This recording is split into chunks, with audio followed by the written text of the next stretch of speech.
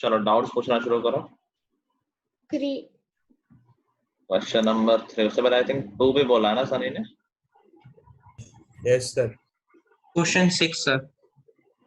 Okay, एक एक करके पूछो। क्वेश्चन नंबर 2 सबसे पहले देखते हैं, इंपॉर्टेंट क्वेश्चन है ये। कह रहा है कि a tree breaks due to storm and broken part bends so that the top of tree touches the ground, making an angle of 30 degree with it. The distance between the foot of tree to the point where the top touches the ground is 8 meter. Find the height of tree. Question easy है, बस सनी क्या language नहीं समझ में क्या हुआ है? Language समझनी है, क्या करना है? ओके, एक ट्री है, बोल रहा है कि स्टॉर्म आया है तो ब्रेक हो गया है। अब ब्रेक हुआ है तो मतलब क्या हुआ है उसके साथ कि वो बीच से कहीं टूटा लेकिन पूरा उखड़ा नहीं है, तो टूट के ऐसे जमीन में टच करने लगा है। मतलब मान लो यहाँ से बीच में टूट गया है तो स्टॉर्म आने के बाद वो कुछ ऐसा हो गया है। ये तो है ही, यहाँ से टूटा है और टूटा हुआ हिस्सा ऐसा हो गया, जमीन में टच कर रहा है। ठीक है, एक बार ये डायग्राम बन जाएगा फिर कुछ खास नहीं बचेगा। तो इसमें है कि ट्री ब्रेक्स, ठीक है। अब ये जो टूटा हुआ हिस्सा है वो ग्राउंड से 30 डिग्री का एंगल बना रहा है, तो ये एंगल 30 डिग्री है ट्री और ग्राउंड के बीच में। और distance between foot of tree to the point where the top touches, तो ये वो पॉइंट है जहाँ टॉप टच कर रहा है, ये फुट ऑफ ट्री है, ये 8 दे रखा है। कितना बेसिक सा क्वेश्चन है। कह रहा find the height of tree. तो देखो हाइट ऑफ ट्री में पूरा आएगा, पूरा मतलब जो ट्री बन रहा है परपेंडिकुलर भी इंक्लूड होगा और हाइपोटेन्यूस भी इंक्लूड होगा। पूरा ट्री तो यही मिलके है ना? Yes sir. ये भी ट्री का पार्ट है और ये भी ट्री का पार्ट है, तो मुझे दोनों निकालने हैं। कुछ नेमिंग कर देते हैं।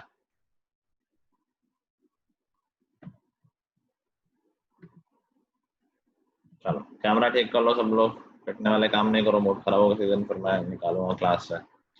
चलो तो एसी निकालने के लिए कौन सा रेशियो ले लें हम लोग? सनी tan ले लेंगे, पर्टिकुलर और बेस में रिलेशन आ जाएगा। tan 30 is equal to AC upon 8 और वैल्यू पुट कर देंगे तो AC की वैल्यू आ जाएगी 8 अपॉन √3। और BC निकालने के लिए कौन सा रेशियो यूज करें? BC निकाल cos कर लेते हैं, cos करेगा ना sir, cos 30 is equal to AB जो कि 8 है upon hypotenuse BC। Value put कर देते हैं तो √3 upon 2 is equal to 8 upon BC और यहाँ से BC की वैल्यू आ जाएगी 16 अपॉन √3। हाइट ऑफ ट्री में ये दोनों चीजें इंक्लूड हो जाएंगी, तो दोनों को ऐड कर दो, तो हाइट ऑफ ट्री हो जाएगी 8 अपॉन √3 प्लस 16 अपॉन √3, 24 अपॉन √3। इसको रैशनलाइज करोगे तो ये 8√3 आ जाएगा। ठीक है, अरे एक बार डायग्राम बन गया फिर तो हो ही जाएगा क्वेश्चन। अच्छा तो पहले रोक देते हैं। तो रैशनलाइज भी करना होता है हर क्वेश्चन में? हाँ, रैशनलाइज करना होता है। स्टैंडर्ड जैसे कैंसिल करना होता है वैसे रैशनलाइज करना होता है। सर पीछे तो ये 24 अपॉन √3 में छोड़ दिया। कोई बात नहीं, हम कर देंगे। ओके, रैशनलाइज एक स्टैंडर्ड प्रोसेस है, जैसे कैंसिलेशन होता है सिंपलेस्ट फॉर्म के लिए, वैसे रैशनलाइजेशन भी होता है। Okay sir. ठीक है, चलो next doubt I think question number 3 है। Yes, sir. A contractor plans to install two slides for the children to play in a park. ठीक है, स्लाइड देखा होगा पार्क में, इसमें स्लाइड करते रहते हैं बच्चे। For the children below the age of 5 years, she prefers to have a slide whose top is at a height of 1.5 meter and inclined at 30 degree to the ground. समझ जाओगे, slide है तो कुछ रुका हुआ ऐसे होता है ना स्लाइड, तो उसकी हाइट बता दी है और उसका एंगल बता दिया है ग्राउंड से कितना बन रहा है। तो ग्राउंड से एंगल 30 है और हाइट 1.5 मीटर है। Whereas for the elder children, she wants to have a steep slide at a height of 3 meter. जो दूसरा स्लाइड है वो उसकी हाइट ज्यादा कर दी है बड़े बच्चों के लिए, 3 मीटर उसकी हाइट और उसका एंगल भी ज्यादा कर दिया है, थोड़ा स्टीप हो जाएगा वो। What should be the length of slide in each case? Easy है, उसका डायग्राम नहीं बना। स्लाइड नहीं बना पाओगे, स्लाइड तो सबने देखा हुआ है, डायग्राम कैसे नहीं बना? हाँ, दो अलग अलग है ना, अलग अलग ट्रायंगल बना लो, ये स्लाइड हो गई। ये ग्राउंड लेवल मान लो, दूसरा अलग से बना दो या इसी में बना दो, दूसरी तरफ एंगल करके बना दो कि दूसरी साइड ऐसे हो गई छोटी वाली, उसका एंगल छोटा है और हाइट भी कम है। ठीक है, इन दोनों ट्रायंगल को अलग से भी बना सकते हो और साथ में बना सकते हो, कोई दिक्कत वाली बात नहीं, अलग ही है एक तरह से, बस मैंने पॉइंट टू पॉइंट ज्वाइन कर दिया ताकि थोड़ी जगह कम लगे मेरी। अब इसमें क्या क्या दे रखा है कि भाई जो बड़ी वाली स्लाइड है उसका एंगल 60 है ग्राउंड से, जो छोटी वाली स्लाइड है उसका एंगल 30 है ग्राउंड से, इसकी हाइट 1.5 1.5 मीटर है, इसकी हाइट 3 मीटर है। स्लाइड की लेंथ पूछी है तो हाइपोटेन्यूज पूछा है, कौन सा रेशियो लगा देना चाहिए?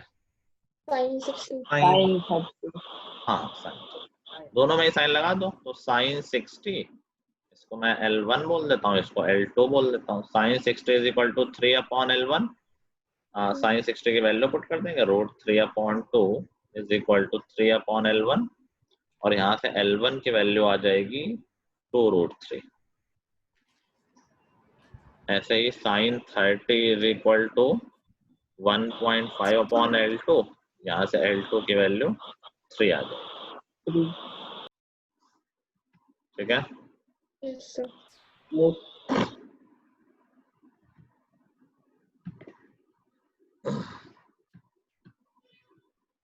चलो नेक्स्ट। फोर्थ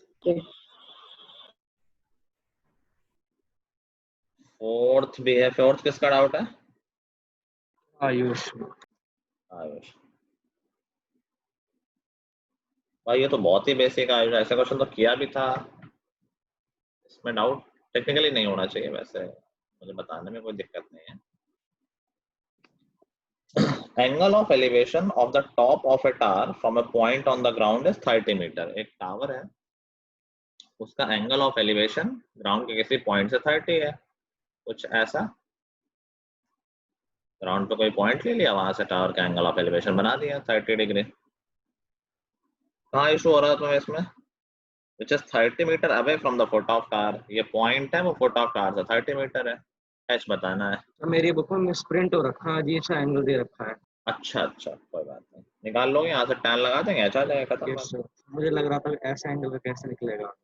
अच्छा, हमेशा स्टैंडर्ड एंगल ही आएगा, एक आध क्वेश्चन में कॉम्प्लीमेंट्री एंगल्स आ जाते हैं तो वो कैंसिल हो जाते हैं, तभी देता है वो 2 एंगल देगा कॉम्प्लीमेंट्री, अदरवाइज कभी नॉन स्टैंडर्ड एंगल नहीं आएगा। ठीक है, यस। चलो नेक्स्ट क्वेश्चन नंबर 5 में डाउट है? किसी ने बोला था ना 5? किसने बोला है? सर 6 बोला। 5 किसी ने नहीं बोला, मैंने तो सुना तो नहीं लग रहा थोड़ी देर पहले। Fine, question number 6।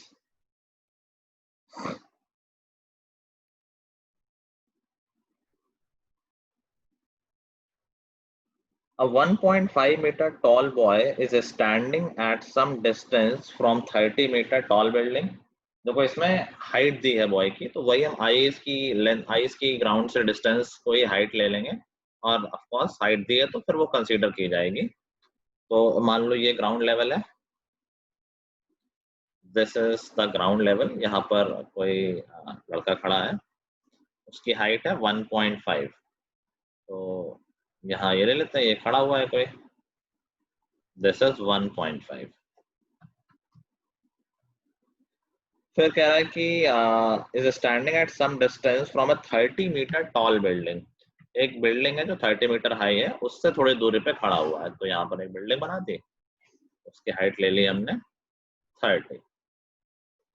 नेक्स्ट बोला है कि the angle of elevation from his eyes to top of building increases from 30 to 60 as he walks towards the building. कह रहा है कि उसकी आईज से जो एंगल ऑफ एलिवेशन है वो 30 से 60 हो जाता है जब वो बिल्डिंग की तरफ जाता है। जब किसी बिल्डिंग की तरफ जाओगे तो क्या और ऊपर देखना पड़ेगा? सोचो कोई ऑब्जेक्ट देख रहे हो, कुछ भी देखो, थोड़ा पास चले जाओगे तो सर और उठाना पड़ जाएगा, ठीक है ना? तो एंगल ऑफ एलिवेशन बढ़ेगा उस केस में। अभी यहाँ से देख रहा है, अच्छा एंगल हमेशा हॉरिजॉन्टल से बनाना, तो यहाँ से भी एक हॉरिजॉन्टल लाइन खींच लेंगे। तो पहले ओरिजिनल एंगल है जहां से वो देख रहा था 30 डिग्री, और वो बिल्डिंग के थोड़ा पास गया तो वो एंगल बढ़ के हो गया 60 डिग्री, मान लो यहाँ तक कहीं गया था। ठीक है। तो क्वेश्चन बोल रहा है कि as he walked towards the find the distance he walked towards the building. तो बताओ वो कितनी डिस्टेंस उसने बिल्डिंग की तरफ ट्रैवल किया। तो डायग्राम एक बार बन जाएगा तो थोड़ा इजी लगेगा। डायग्राम सबको समझ में आ गया ये? यस ठीक है। Yes sir. चलो तो अभी बताओ सबसे पहले मुझे कौन सा एंगल लेना चाहिए जो मुझे कुछ कुछ डायरेक्ट आंसर दे देगा, कोई लेंथ दे देगा। कौन सा ट्रायंगल है जो सबसे कंफर्टेबल है अभी? FED। FED, very good. देखो FED में एक हाइट, एक डायमेंशन पता है, ये पूरा 30 में, और दूसरा इससे ED आ जाएगा। अगर मैं सिर्फ FED पे ध्यान दूं तो tan 30 क्या हो जाएगा? दैट वुड बी सर जो सर वो हाइट है वो तो पूरी FB की है ना? हाँ हाँ, तो अभी ले रहा हूँ भाई, have patience. FD upon D। कोई चिल्लाया था बीच में क्या? डराया नहीं करो। नहीं सर। हाँ हाँ, चिराग था मुझे लग रहा है। नहीं सर, चिल्लाऊंगा क्यों आप पे? आई डोंट, नहीं मतलब वैसे कुछ चिल्लाया था घर में अपने, कुछ किसी को बुला रहा था आई थिंक झटके से।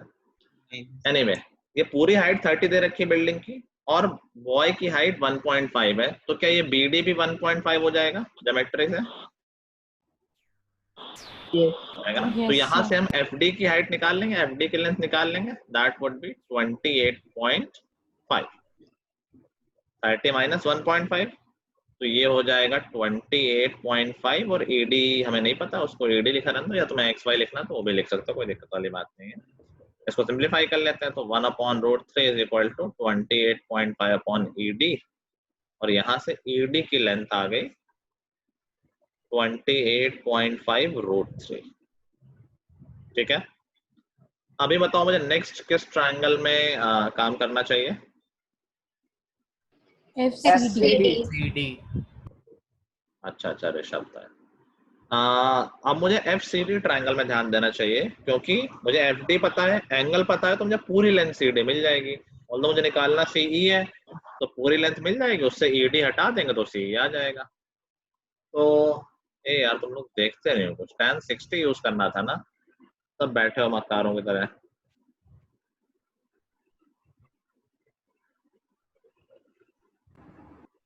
किसी ने किया नहीं क्या क्वेश्चन है? किसी का आंसर नहीं आया था? नहीं आया। मेरा हो गया था। तो भाई बताना चाहिए ना कि गलत लिखा सर, हुआ मैं है। आगे का क्वेश्चन कर रहा था, आप समझा रहे थे तो। अच्छा चलो, तो ED की लेंथ आ गई 28.5 अपॉन √3। अब हम दूसरा ट्रायंगल ले रहे हैं FCD। उस ट्रायंगल में tan 30 है, पूरा CD, सॉरी पहले तो P आता है ना, P है 28.5 और पूरा CD। यहाँ से CD की लेंथ आ जाएगी 28.5√3। क्वेश्चन में पूछा गया कि वो कितना चला था, तो कितना चला था निकाल सकते हैं CD माइनस ED से, ना? Yes sir. बस ठीक है, कितना चला था वो? CE लेंथ चला था, जो हो जाएगी 28.5√3 माइनस 28.5 अपॉन √3। ठीक है, इसको सिंप्लीफाई करोगे तो ये आ जाएगा 57 अपॉन √3। रैशनलाइज कर लेंगे तो 19√3 आ जाएगा। ठीक है।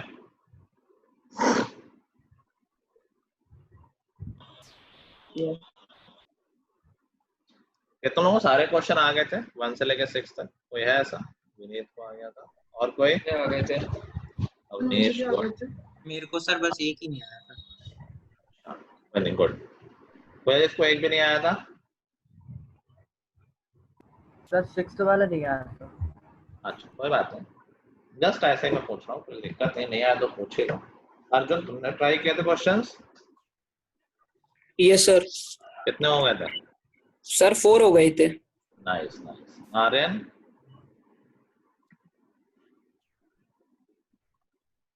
ओके, आर्यन है क्लास में? नहीं है, अटेंडेंस आगे चला गया। देखो चलो तो आगे बढ़ते हैं। कुछ क्वेश्चन हमने कर लिए थे, कंटिन्यू करना है। लास्ट क्वेश्चन हमने क्या किया था, बोलना जरा कोई।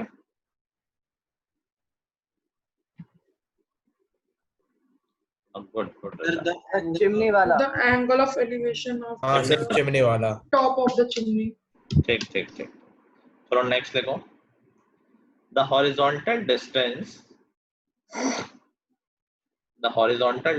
between two poles is 15 meter. The horizontal distance between two poles is 15 meter. The angle of depression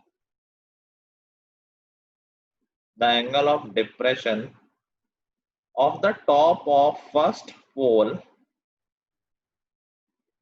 the angle of depression of the top of first pole, The angle of depression of the top of first pole as seen from the top of second pole, as seen from the top of second pole is 30 degree, is 30 degree. If the height of second pole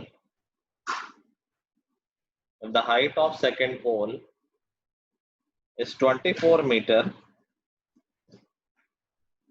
if the height of second pole is 24 meter, find the height of first pole. तो second पोल की height कितनी है? 24 meter.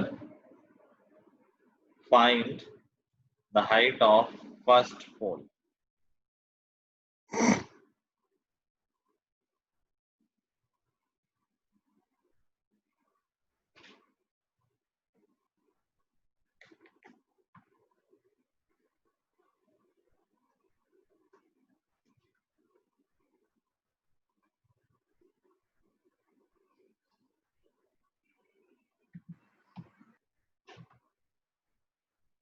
Aryan, तुमने homework question try किए थे?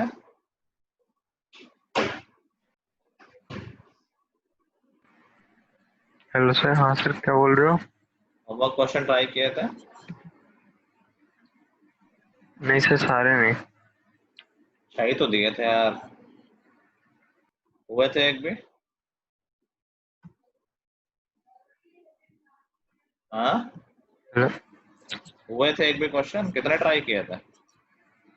Sir, किए तो 2 ही थे. हुए थे एक भी? No sir. तुम इतना टेंशन फ्री कैसे हो? क्या कुछ है बोर्ड में पहचान वगैरह? No sir. फिर तुम काम कर रहे हो ना, एक भी क्वेश्चन हुआ है, फिर भी तुम्हें कोई टेंशन नहीं है, कुछ पूछते नहीं हो.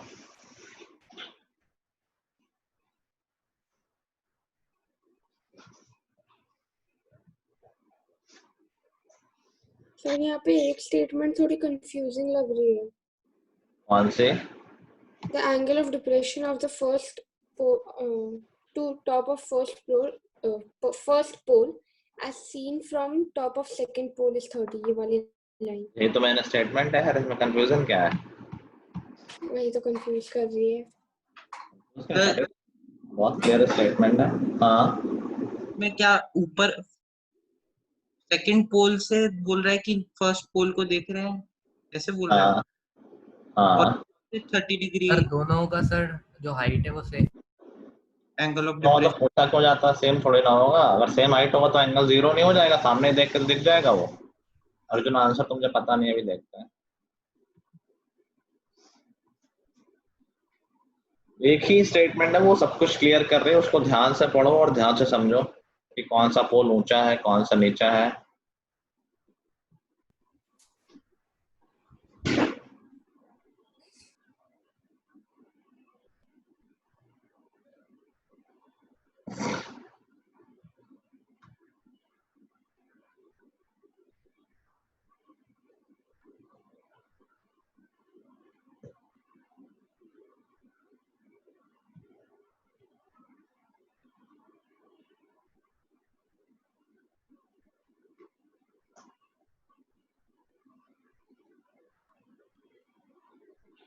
हुआ? डायग्राम बन गया कि नहीं बना? नहीं बन रहा। सर बन गया। समझ ही नहीं आ रहा। नहीं, क्या समझ? डायग्राम बन गया है पर पता नहीं सही बना है या नहीं। अच्छा, ये पता चल गया कि नहीं कि कौन सा पोल ज्यादा ऊंचा है? पोल 2 वो तो समझ। पोल 2।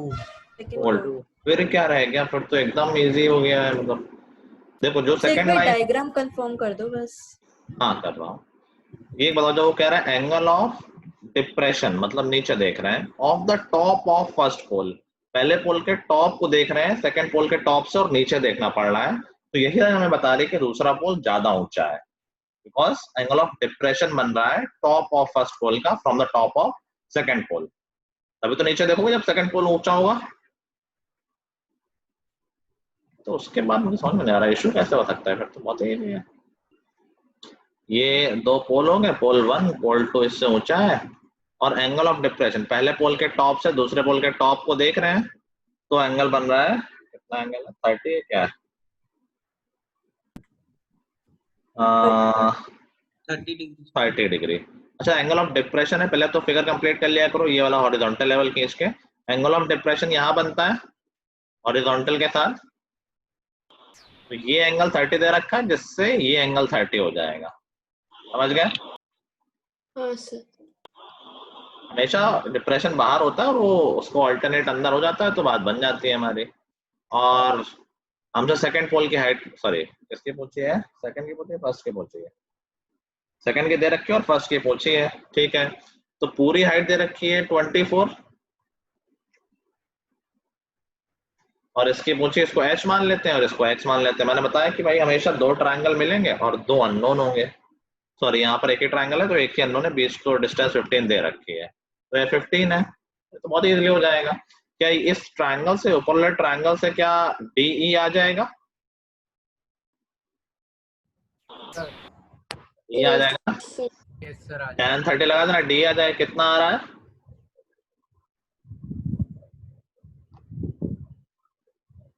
DE कितना आ रहा है? हाँ,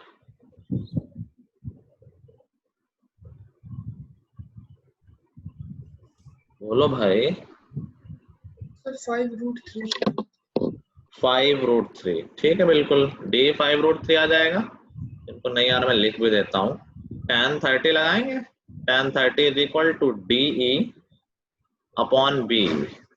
इस चैप्टर में I am really missing offline classes. कभी इतना टाइम नहीं लगता था बच्चों को समझने में, लेकिन सिंस ऑनलाइन है इसका थोड़ा। सर 5√3 कैसे है? हमें कोई समझ नहीं आया। वही कर रहा हूँ sir. tan 30 DE upon B हो जाएगा।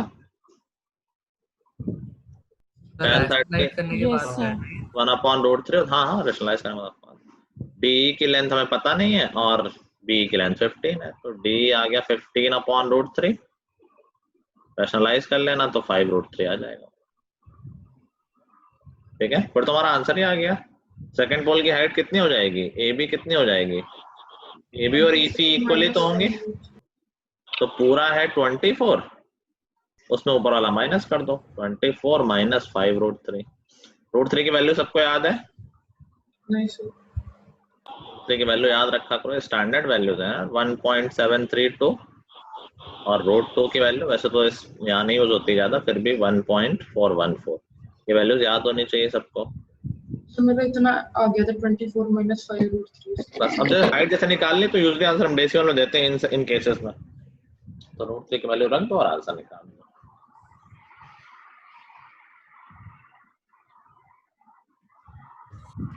ठीक है, सोचेंगे तो सर मार्क्स तो शिवांश 30। अरे उससे कम आंसर आएगा ना, ज्यादा थोड़ी ना आएगा। ऐड कर दिया है क्या तुमने? हाँ, कोई और कुछ बोल रहा था? सर ऐसे भी छोड़ सकते हैं। मैंने गलत साइन लगा दिया था।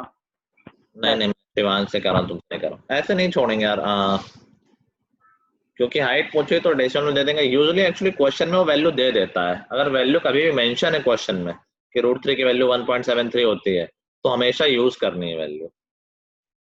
ठीक है, वैसे ये क्वेश्चन जब बोर्ड में आया था तो उसकी वैल्यू दी हुई थी, तो हमें यूज करनी थी। कितने मार्क्स का था ये? क्या? कितने मार्क्स का क्वेश्चन था ये? इतना नहीं याद, 3 का होगा मुझे लग रहा है।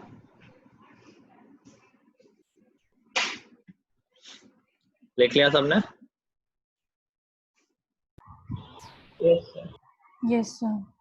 चलो अभी नेक्स्ट मजेदार क्वेश्चन है।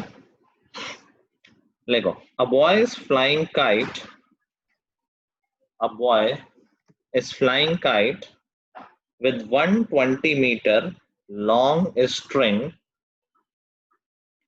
A boy is flying kite with 120 meter long string, making an angle of 30 degree with the ground. Making an angle of 30 degree with the ground.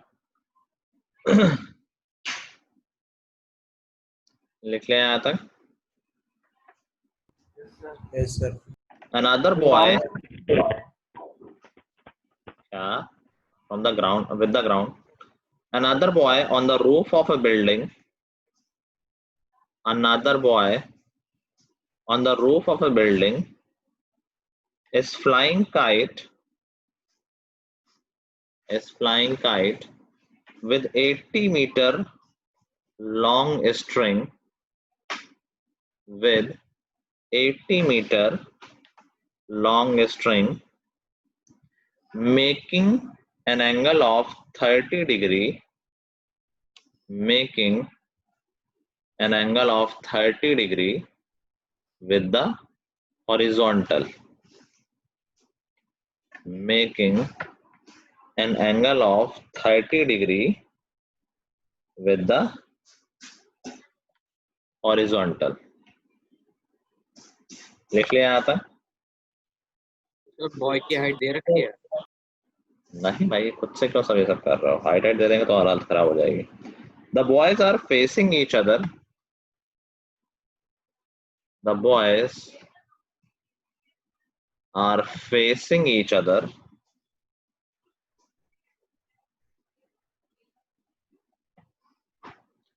The boys are facing each other. Assume that the kites meet in the sky. Assume that the kites meet in the sky at this instant. Assume that kites meet in the sky at this instant. Find the height of building. Find the height of building on which second boy is flying kite.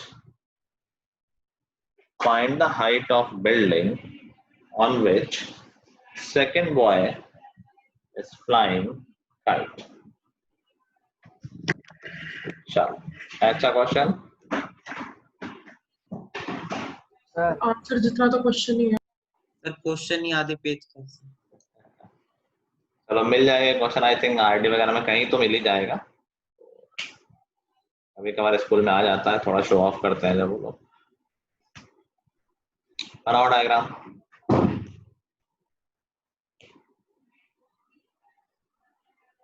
Sir दोनों kite meet करते हाँ, तो ground level हमने यहाँ पे मान लिया, यहाँ से एक बंदा पतंग उड़ा रहा है, 120 मीटर के स्ट्रिंग है और 30 डिग्री एंगल है। कोई दूसरा लड़का है, वो एक बिल्डिंग पे खड़ा हुआ है, तो बिल्डिंग मान लो कुछ ये बिल्डिंग मान लेते हैं, और यहाँ से वो पतंग उड़ा रहा है, जो कि दोनों जो काइट्स हैं वो फेस टू फेस एक स्टैंड पे मिल रही है जाके। तो दूसरी काइट ऐसी है, कलर चेंज कर देता हूँ, और दोनों एक पॉइंट पे face to face kind of meet कर रही हैं। इस जो स्ट्रिंग है उसका हॉरिजॉन्टल से एंगल दे रखा है।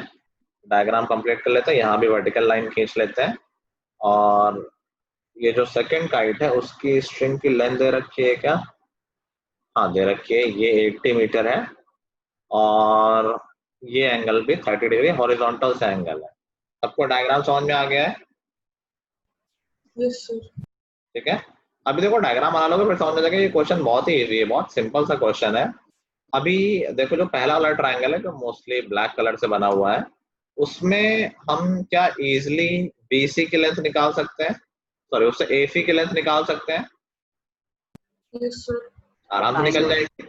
और इस ब्लू वाले ट्रायंगल से ए एफ की लेंथ निकल जाएगी, AC माइनस एफ कर देंगे, आंसर आ जाएगा। समझ गए? तो क्वेश्चन देखने में बहुत डिफिकल्ट और टेढ़ा मेढ़ा लग रहा था, ऐसा कुछ था नहीं। तो टैन को लगाएंगे, हमें चाहिए लेंथ, साइन लगा देंगे, परपेंडिकुलर और हाइपोटेन्यूज चाहिए तो sine 30 is equal to AC upon AB, जहां पर AC अननोन है, AB है 120, वैल्यू पुट करेंगे तो AC की लेंथ 60 आ जाएगी। ठीक है, अब हम छोटा वाला ट्रायंगल देख रहे हैं ये ब्लू वाला, और यहाँ पर हम यहाँ भी साइन लगा देते हैं, तो sine 30 is equal to AF upon 80, value put करेंगे साइन की तो AF की लेंथ 40 आ जाएगी। ठीक आंसर है तुम लोगों का।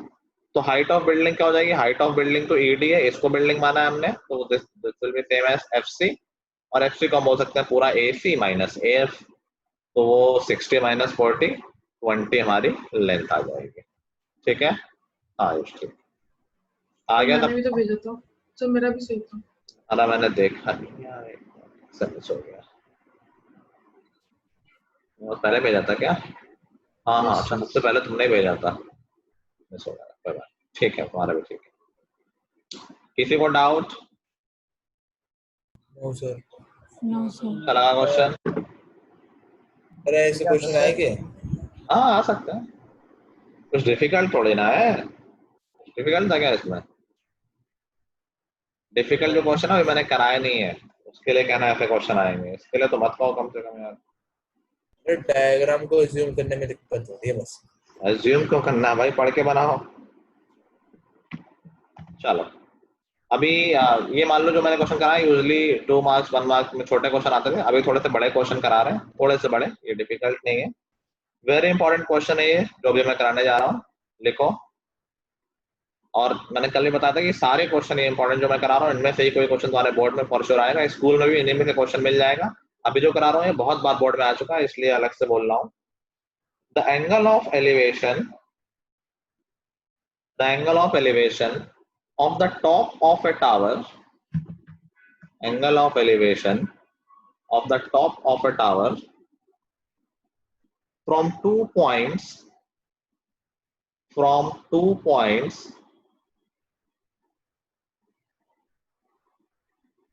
at distance of A and B meters, from 2 points at distance A and B meters from the base, sir A and the angles of elevation of the top of a tower from 2 points at a distance of A and B meter from the base and in the same straight line with it are complementary.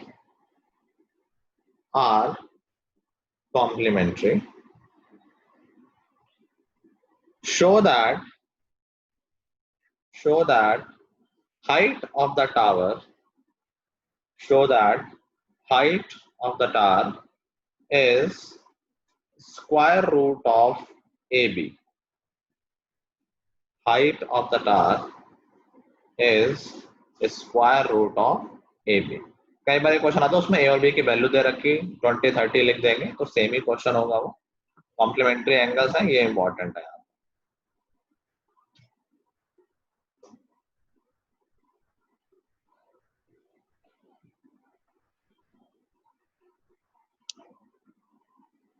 A and B अलग अलग है, A and B अलग अलग angle है।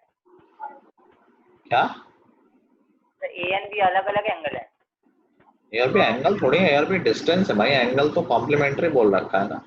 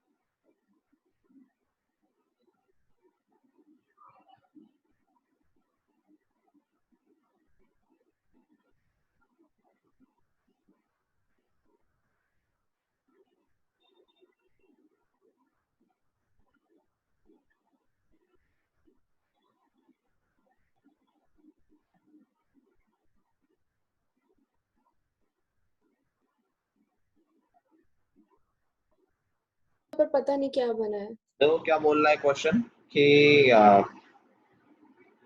the angles of elevation of top of a tower from 2 points. एक tower है, उसका 2 different points है एंगल ऑफ एलिवेशन। जो एंगल्स ऑफ एलिवेशन है वो कॉम्प्लीमेंट्री है, और वो 2 डिफरेंट पॉइंट कहाँ पर है? Those 2 points are at a distance of A and B. तो ये A है और ये B है, ठीक है। ये एंगल्स कॉम्प्लीमेंट्री है, मतलब अगर एक एंगल थीटा है तो दूसरा एंगल क्या होगा? 90 minus theta. Minus theta. इसके हाइट को हम h मान लेते हैं। अभी 2 ट्रायंगल दिख रहे हैं, पहले ट्रायंगल में लगाना जरा tan, तो tan theta is equal to h upon a आ जाएगा। नाम दे दो ना h को। क्या? तो h को नाम दे दो। h हाइट को h मान लिया मैंने, नाम क्या है? ठीक है। और दूसरे ट्रायंगल में देखो tan 90 minus theta h upon b आ जाएगा, ठीक है। तो tan 90 माइनस थीटा क्या होता है? cot theta. cot theta h upon b आ जाएगा, ठीक है। अभी दोनों से हम tan निकाले, कंपेयर कर सकते हैं। अगर cot theta h upon b है तो tan थीटा क्या हो जाएगा? C upon H. c upon h हो जाएगा। C अब upon दोनों tan थीटा को इक्वल कर दें तो h upon a is equal to b upon h, और बस इसको सॉल्व कर लेंगे। h square is equal to ab and h is equal to square root of ab। यहाँ से भी बोल सकते हैं दोनों को मल्टीप्लाई कर दें, tan इंटू कॉट 1 हो जाएगा और उससे भी h square is equal to ab आ जाएगा। एक ही बात है, कैसे भी कर, ठीक है सर। ठीक है।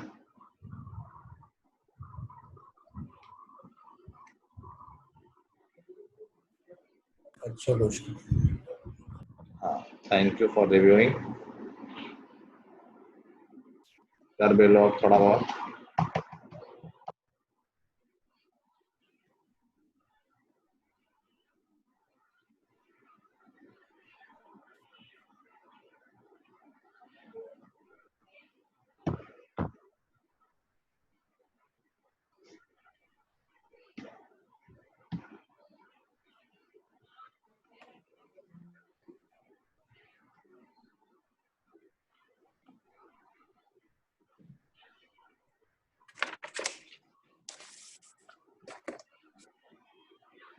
ऑल्ट प्लस F4 कौन है भाई? सुनते नहीं, एक बार बहुत मक्का हर रहा है तुम। हाँ ऋषभ के। अच्छा, the angle of elevation of a jet plane from a point P on the ground is 60 degree.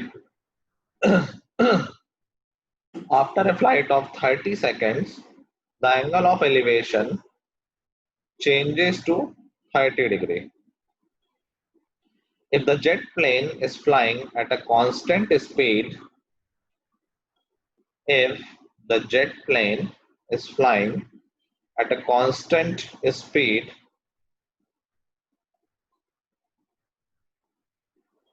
at a height of 3600 root 3 meter, at a height of 3600 root 3 meter, find the speed of jet plane. Find the speed of jet. Situation समझ गए सब लोग?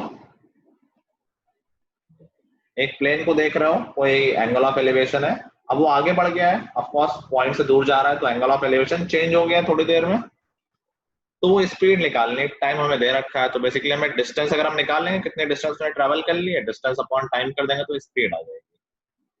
मैं diagram बना देता हूँ help के लिए। पॉइंट पी ग्राउंड पे है मान लेते हैं यहाँ कहीं,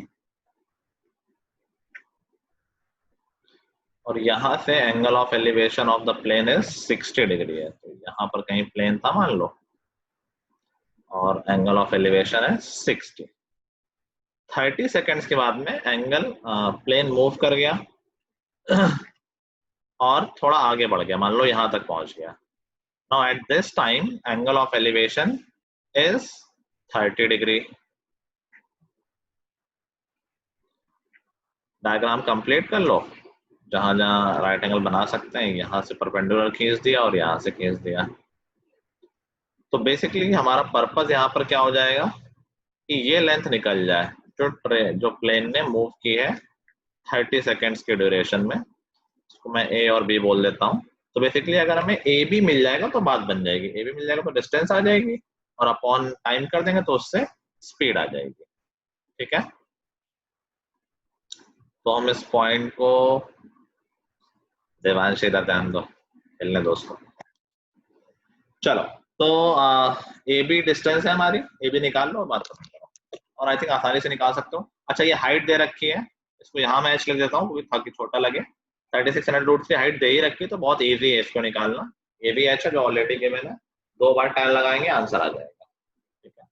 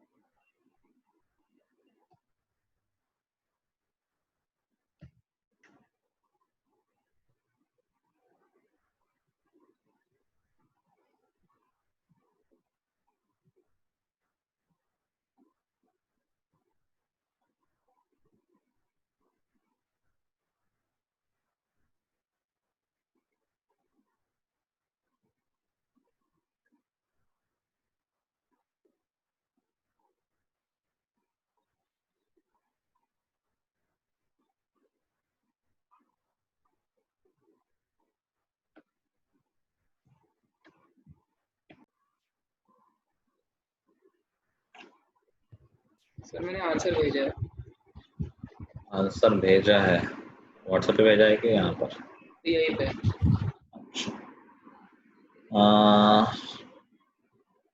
आदित्य से थोड़ी सी कम मैच कर रही है, एक 0 का डिफरेंस है।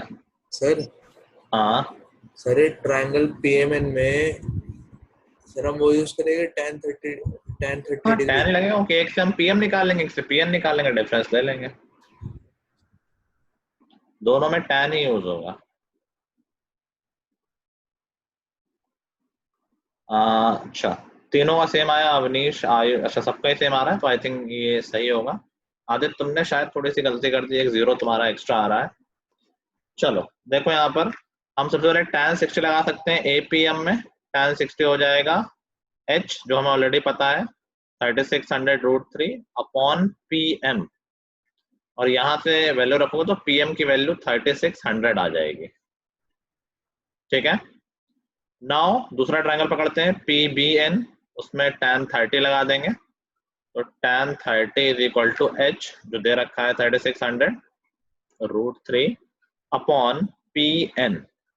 तो यहाँ से PN की वैल्यू 3600 इंटू 3 आ जाएगी, जो कि 10800 हो जाएगा, लिखने रहा हूँ। तो हमें निकालना क्या, हमारा पर्पस है ए बी निकालना। A B same as M N, जो कि हम बोल सकते हैं पूरा P N minus P M कर दें, दोनों को सब्ट्रैक्ट कर दें तो 7200 आ जाएगा। ये सबका गलत है, आंसर आदित्य का सही है। बस तुम लोग 240 कैसे निकालो, 2400 नहीं होना चाहिए, 3 सेकेंड्स में है ना ये 30 सेकेंड्स 30 सेकेंड्स में है। अच्छा अच्छा, नहीं फिर सबका ही सही है, तो उसने स्पीड 30 सेकंड्स में। ठीक है ठीक है। तो हमें डिस्टेंस मिल गई कि प्लेन ने कितनी डिस्टेंस ट्रेवल की है, 7200 मीटर, कितने टाइम में, 30 सेकेंड में। तो स्पीड क्या हो जाएगी, speed is equal to distance upon time. Distance is 7200, time is 30, तो हो जाएगा 240 मीटर पर सेकेंड। ठीक है,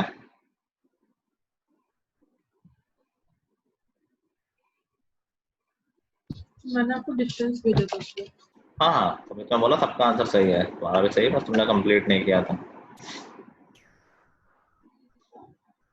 चलो, क्लियर हो रहा है चैप्टर? अभी क्वेश्चंस काफी कर लिए हैं, समझ में आ रहा है कि क्या करना है? Yes sir. Yes sir. Sir एक ऐसे क्वेश्चन मैम ने दिया था सर, वो पूछना है सर, डाउट है। क्वेश्चन डाउट है यस सर। तो अगली क्लास में कर लेंगे जब क्लास शुरू हो। अभी होमवर्क ले लो, 6 तक हमने कर लिए हैं, तो कितने क्वेश्चन है टोटल? 16 है, 10 क्वेश्चन कर लोगे? अभी 2 दिन का गैप भी है, ठीक है। अप टू 16 कर लेंगे, बाकी जो रिमेनिंग प्रैक्टिस क्वेश्चन है हमारी क्लास में करेंगे, ठीक है। Yes, sir. चलो, so that's all for today guys, till the next time, goodbye everyone, have a good day, bye bye all. Bye, sir. Bye, sir. Thank you sir. Thank you, sir.